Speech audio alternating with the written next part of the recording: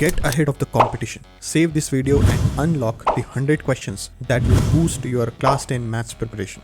Question number 70. If the quadratic equation 1 plus m square into x square plus 2mcx plus c square minus a square equal to 0 have equal roots, then prove that c square equal to a square into bracket 1 plus m square.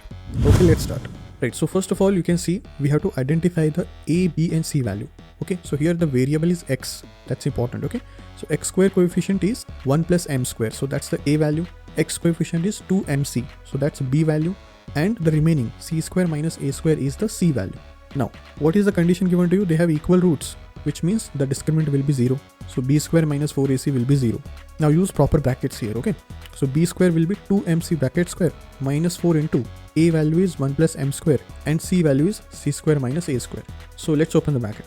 2mc bracket square will be 4m square c square minus 4 into bracket 1 into c square will be c square, 1 into minus a square will be minus a square, m square into c square will be m square c square, and m square into minus a square will be minus m square a square.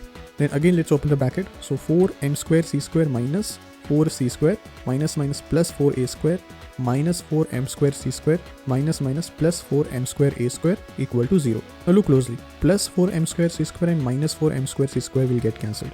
So we'll get 4m square a square minus 4c square plus 4a square equal to 0. Now you can see 4 is common, so we can take 4 common, and if you transfer to the right hand side it will become 0. So we got m square a square minus c square plus a square equal to 0.